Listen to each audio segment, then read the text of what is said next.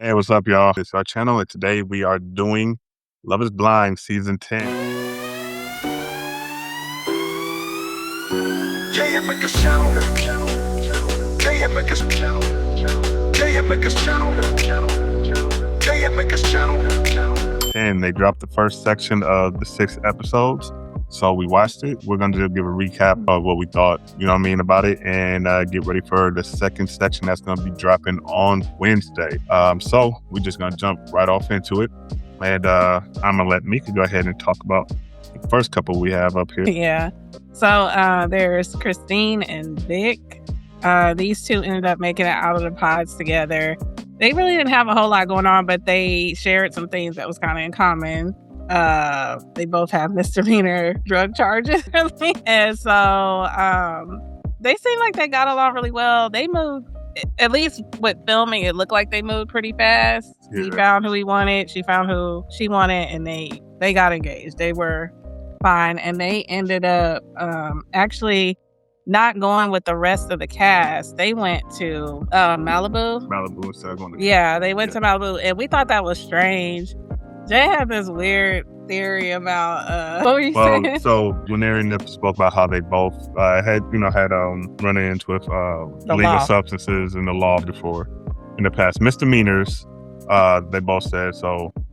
When I seen that of the groups of the people that eventually got engaged and ended up going to Cabo, they stayed and went to Malibu. I personally thought maybe it had something to do with that. Yeah. But she kind of figured out the real reason. It did. It wasn't a passport issue, and it wasn't because of drug charges. Basically, with all these seasons that they had, for whatever reason, Love is Blind's budget was not enough to take 7 couples. They were able to take 6 couples to Cabo. Did they go to Cabo? They went to Cabo. To Cabo, but because Christine and Vic didn't really have a lot of drama, and part of the thing when you go away on the first trip, people are still trying to figure out if this is their person, especially if their person has now picked somebody too and they're also on the trip. So there's some drama in that. Basically, production just wanted some drama. They weren't going to have any.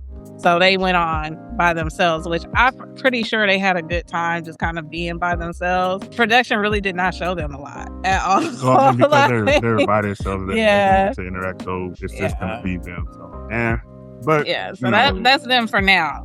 Yeah, for now, that's where we're at with them. So speaking about a little bit of drama, we have Brianna and Connor. So their thing was a little bit different. Brianna was previously speaking with Chris, and he actually ended up with somebody else. We'll talk about that later. Yeah. But she ended up picking Connor just, through, their process of elimination and whatnot.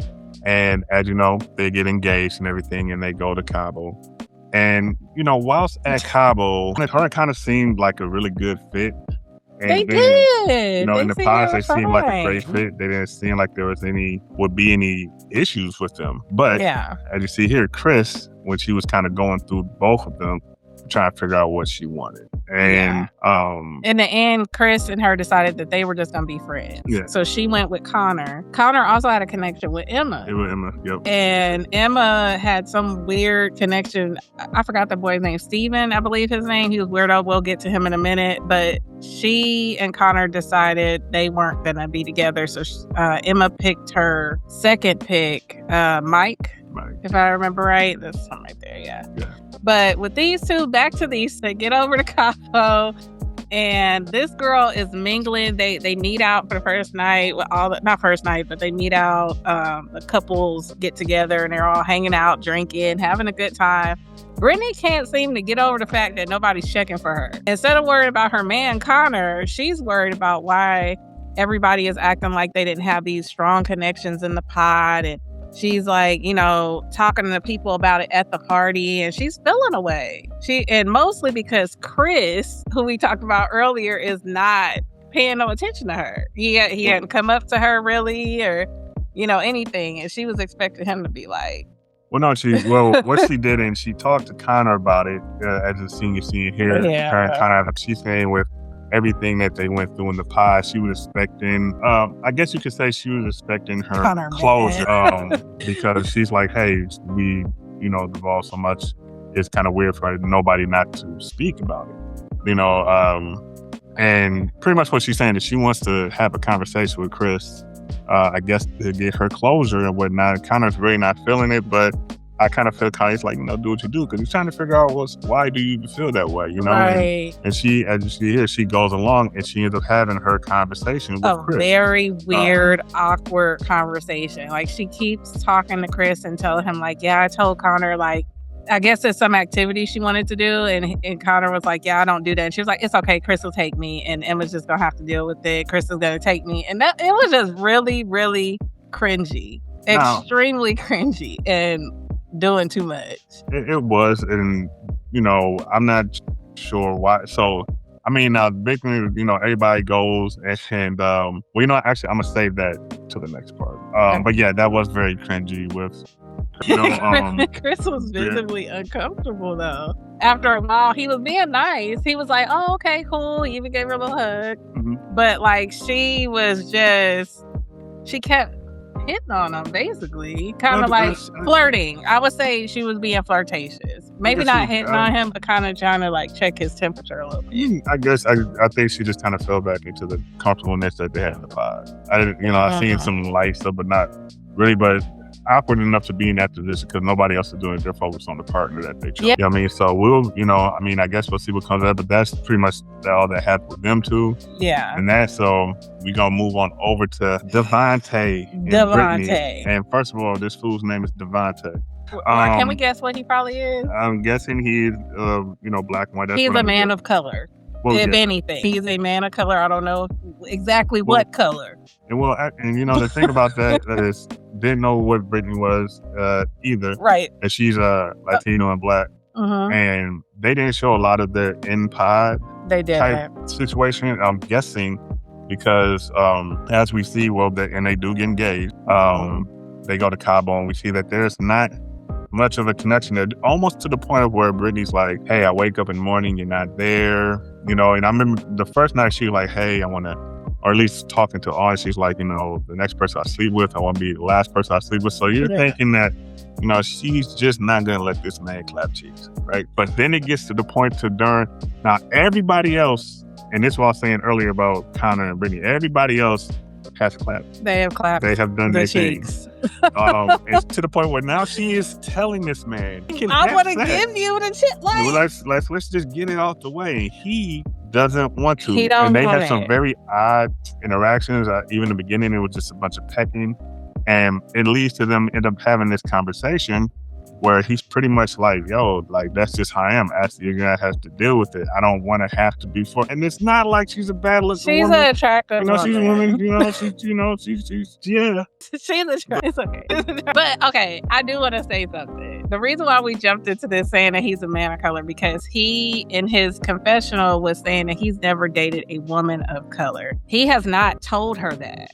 He hasn't told her that, but he is not, it appears, and you can talk about this, being a man, like, it doesn't seem like he's attracted to her. And it's making her feel away because she's just like, I don't get it. Like, what's the problem? I don't think and hopefully I don't sound crass when I say this, but I don't think he's attracted to her. I don't see why he wouldn't be attracted to her if it wasn't that she doesn't seem like she has a bad personality.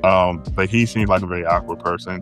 He might be thinking about, because I think he said he's adopted or something. I don't remember. I think something like that. I could be wrong. He, obviously it seems like it could be that, but they just have to say it. It doesn't have to be a race thing. But if you say that you've only dated one specific color or ethnicity or whatnot, and now you're having a problem with this woman who, before you seen what she looked like, you got to the point to where you want to be engaged with. Then you see what she looks like, and you don't want to even physically interact with her. Either that or he's scared of the cheeks. But even outside of that, they just seem very awkward overall.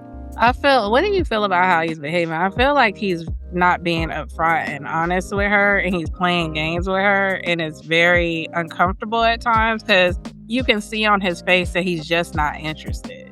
But instead of him, when she's asking him a direct question, he's not answering it. He's like, I'm fine. This is just the way I am. Like, just this whole, and he said something to the effect of like, because she was like, yeah, I wake up, you're not there. And then like, And he was like, well, I just want to get up in the morning. I don't want to lay in the bed all day. And he's like, I want to go out and read my book in front of the sunset. And it's just like, you're there to connect with your person. That's what you're there for. You're not there to read a book in the sunset by yourself. You are there to connect with your person. You can do that at home. Well, yeah, and it's okay to have some me time. I'm not saying you can't, but he is blatantly being distant from her. Like even the pool scene that we saw, like he just was not checking for her at all. And she mentions that she was like, you'll walk right past me and not say nothing. You do that all the time. And he's like, what do you mean? Well, like that kind of stuff. So well, it could be another side to it also. Outside, there could be something about it could be something about her that we're not seeing that's not appealing. Like it doesn't. It could be, but we can only go by what we see. He may not really vibe with her personality or something like that. It could be something where production pushed them towards it or something. Who knows? It could be, or he could just be an ass. Or he could, but it definitely could be that as well. So anyway, I don't like him. So Amber and Jordan, these two, they just pretty much just get along. Honestly. Yeah, they don't have any, real. They seem like they just fit. Yeah, they seem like a genuine fit. No real issues. Got engaged, went to Cabo, was having fun, kicking. They just really laid back. Yeah, they're just kind of like a vibe together from what it seems like. Yeah. Outside of that, now there's really nothing of this, and we kind of showed you the whole thing with Chris was kind of tied into the Brittany and Connor thing, but they're just together and enjoying themselves, having fun. Not much to say about them outside of that Brittany brought forth and whatnot. So we got Emma and Mike here. So you can talk about them because with Emma and Mike, there was Emma's first connection that she had. So Emma had a connection with a guy named, I believe his name is Steve, Cringe Alert. So she opens up to him about, because she has, what was it that she had? She had birthmarks. She thought it was melanoma. Oh, yeah. And they burnt that off basically when she was a kid. So she has a lot of scarring on her arm. She's very self-conscious about that. Her high school years were not the best. Again, her self-image of herself was not the best from what she says in high school. It seems that she's kind of still dealing with some of that, and so she definitely needs a person that's not as cringy as this guy here. So she tells him this and she starts getting emotional, right? She's like, this is a sad thing to me. And his thought is hey, let me ask you about when you lost your virginity, right?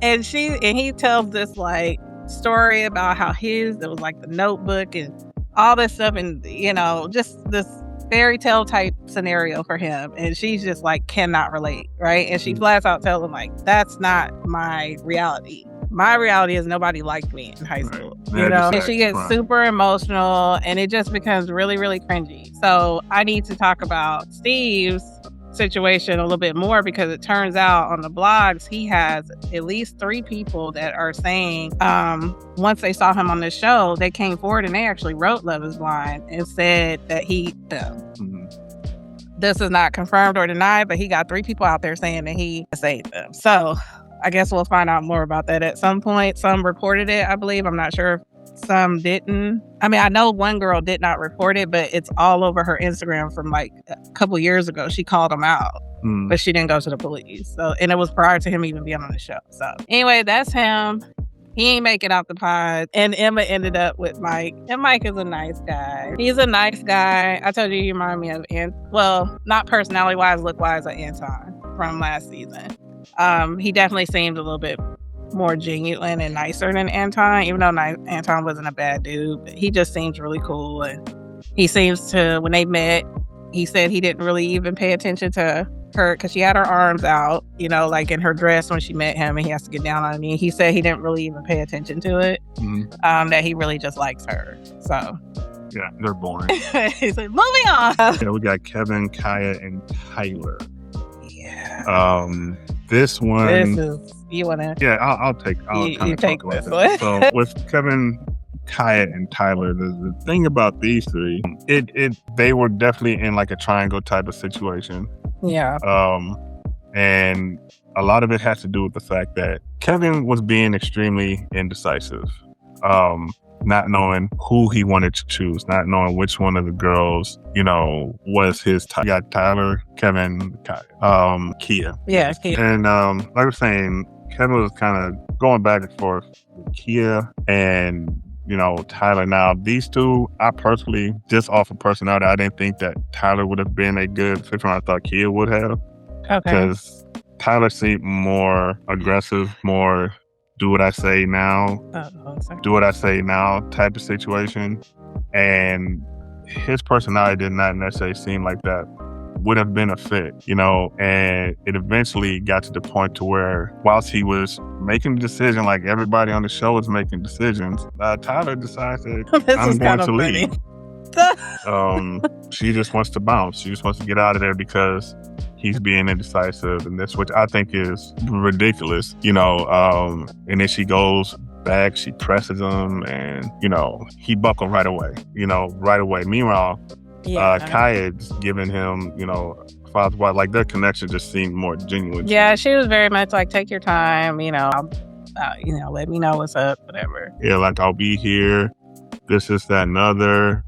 And he just wasn't with it. He wants to deal with this. You know what I mean? And she's just, oh, I'm going to leave. I was going to say something.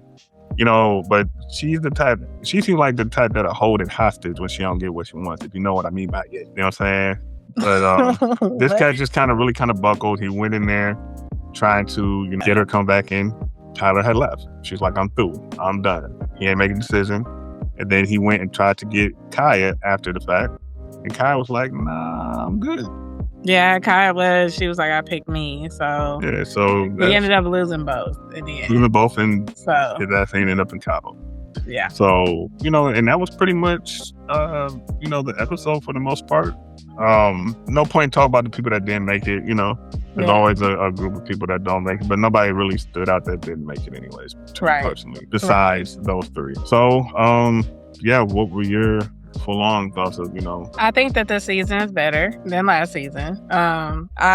We did get a chance to see a preview of the upcoming episodes, and we did talk about how we thought some of these people were great fits, and some of these people start to unravel once they get back home. So we'll see that in detail when they release the next few episodes. But yeah, I think it's a pretty entertaining season. I never mind. I don't even want to get into that. Yeah, let's not jump the gun. Let's put this. So. Well, I wasn't about to get into nothing extra. I was about to get my opinion on something.